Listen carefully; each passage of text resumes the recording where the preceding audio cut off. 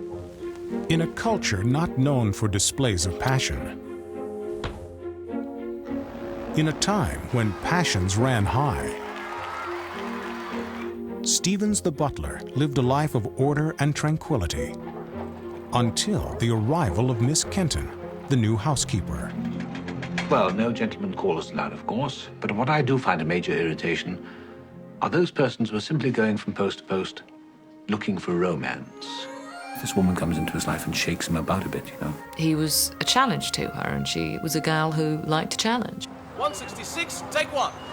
Columbia Pictures presents Academy Award winners Anthony Hopkins and Emma Thompson in a Mike Nichols, John Calley, Merchant Ivory production, The Remains of the Day. It's really two stories. There's the modern story, which is Stevens going off on a kind of quest to try to retrieve, if he can. Produced by Ismail Merchant and adapted for the screen by Ruth Prower Javala. The Remains of the Day is the work of a creative team that has collaborated on over 15 films since 1961, including A Room with a View and Howard's End, which between them garnered 17 Academy Award nominations and received 6 Oscars. When we were doing Howard's End, you felt there was something there, something wonderful. The chemistry between Emma and Anthony was so good in Howard's End. But we had no idea that the next year we'd be doing something together again. Mr. Stevens. Emma, do you think you'll be in this a little pose like that? No. I think We were like pigs in, She likes to have a laugh. She's got a bawdy sense of humor, which I have too.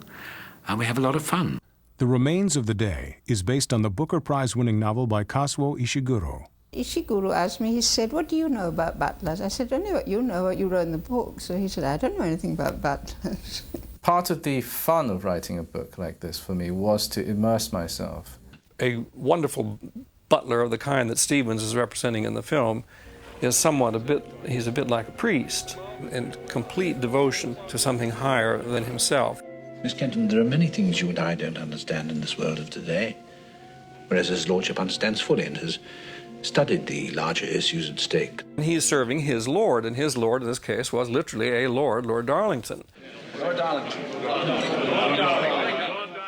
James Fox, this is the actor we wanted to work in 1965. I wanted the story of The Remains of the Day to be a universal one. Jim read the book and liked it very much, and we found the rights were not available. Harold Pinter had taken the rights and was developing a script for Mike Nichols. Mike called on a Saturday in the sort of early spring of 1990 to say that he just read a remarkable book. And I called Harold and said, "Harold, what are you doing with Remains of the Day?" And he said, "Well, just sitting here waiting for you to call, Mike." So I figured, well, that was it. And I didn't think about it too much after that. And Harold wrote a very good script, and he and I began to work on it. But I couldn't work it out with my schedule because I had this other picture I was committed to making. And it began to look as though if I directed Remains, it would be 2 years away. Then we thought of Merchant and Ivory. And it seemed sort of an ideal marriage. Finally, it turned out to be the things that you feel passionately about, they'll come to you. It was the final irony that we were turning Jack Nicholson into a wolf while they were sorting the silverware. And there's something missing. What is it? The spoon from the cruet set, sir. Good. Observed. When Merchant and Ivory came aboard, they asked their longtime collaborator, novelist and 2-time Academy Award-winning screenwriter Ruth Prower Javala to write a new script. I think Harold's script was properly frightening and very strong and very funny. Well, it wasn't a Merchant Ivory film. The things that she did that made it an Ivory burger, were remarkable. She's written so many novels, and they've been such acclaimed and prize-winning books, and short stories, and she's worked for the New Yorker magazine since 1958 or something, and that's the sort of great rock on which she stands. She's not down on her knees in front of these writers like Henry James or E.M. Forster or whoever it is, terrified to change a phrase or invent or get rid of. I was actually surprised at how much of the book she'd got in. The privilege of working on material as good as theirs, because always the script is wonderful. I mean, that's the cement that holds the whole thing together. Then you add to that Jim's vision, his visual sense. And then Ismail is just, I mean, he's P.T. Barnum with Indian charm, and he's a great cook. James Ivory, a French-Irish businessman's son from Oregon. Ruth Brower Javala, a German Jew whose family fled to England when she was 12 to escape the Nazis. And Ismail Merchant, a devout Muslim raised in Bombay, may seem an unlikely team, but they can take pride in having the longest-running creative collaboration in motion picture history. Well, Jim and I met in 1961, and I saw a film of his called The Sword and the Flute, which was about Mughal and Rajput paintings. I had made a documentary about India without even going there, actually. It was just kind of an imaginary thing, which he liked. He was very impressed. I said, this is just a remarkable film. I said, would you like to come and direct a film in India? And he said, yes, he would like to. But he's never directed a feature film. He'd made documentaries. And I had never made a feature film, so I just said, well, I'm a novice as well as you are, so let's join hands together. That was a long time ago. They bought one of my books, The Household, and my fourth book. We went to Delhi from Bombay and called on her. And I wrote the screenplay. All of the people who were going to work in the film were willing to take virtually nothing. And somehow we got the money together. We learned by ourselves. Jim had never directed a film and I'd never written one. We just learned.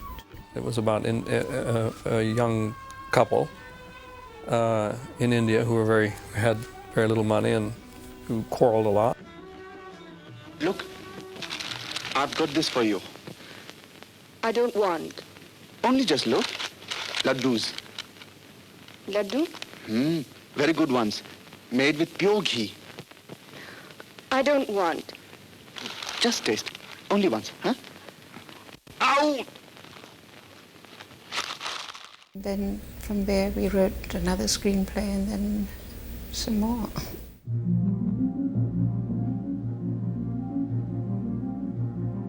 There's so many things going on, but they're never going on in the way. Their relationship of just not communicating is obviously something we've all experienced. The thing of having a conversation with a member of the opposite sex who just doesn't understand what you're saying. Like, I would like you to commit to me. Watch my lips. That kind of conversation. What do you mean commit? What are you reading? A book. Yes, but what sort of book? It's a book, Miss Kenton. Book. She fascinates me. He is drawn to her. I think we all have a piece of Stevens in us. It wouldn't be natural to be otherwise. My grandmother was in service. She went into service when she was 12, and she was asked, and the butcher's son asked her to marry him, and he wanted to emigrate to Australia. And she always used to say, I wish I'd gone. I wish I'd gone. It's about all of us, really. It's about all of our lives, the mistakes we make, the decisions we make, inner loneliness, dishonesty, self-deception. Mr. Stevens? Yes? My friend. The man I'm going to meet tonight, you know him, Mr. Ben. Oh, yes, Mr. Ben, of course, yes.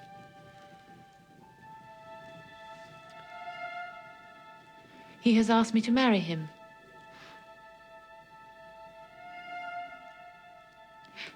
I am thinking about it. I see. Stevens never actually looks or examines life or sees what's there in front of him. In a sense, it's a double love story. It's really about his love, the love between the man and the woman, and also between the servant and the master. In my philosophy, Mr. Ben, a man cannot call himself well-contented until he has done all he can to be of service to his employer. Of course, this assumes that one's employer is a superior person, not only in rank or wealth, but in moral stature. And Lord Darlington, unfortunately, was a misguided English aristocrat who, like so many... His house. Miss Kenton. Please. Well, it left him with an ongoing sense of guilt. Darlington? Wasn't there a Lord Darlington involved in all that appeasement business that got us into the war?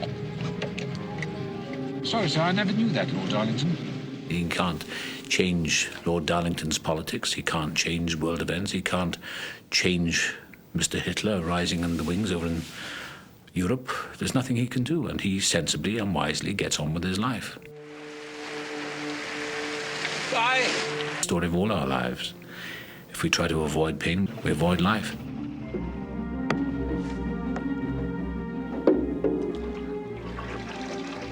So I must confess that I failed to tell you the truth. I did know Lord Darlington, and I can declare that he was a truly good man, a gentleman through and through, to whom I'm proud to have given my best years of service. I'm interested in this whole process of people sifting over memories, looking back, trying to fit together what happened. But did you share his opinions? Who? Lord Darlington. Well, I was his butler.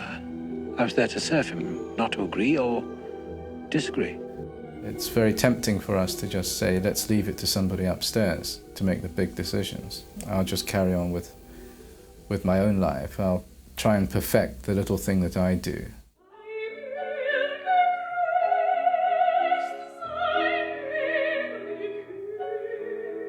To some extent, that's what Remains of the Day is about.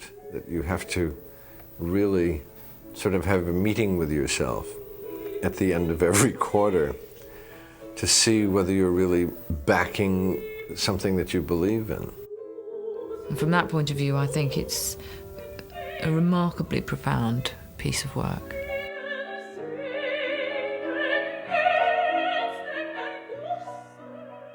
For me, it's always been a story about every man. What a moving story it is. It seems to sum us all up.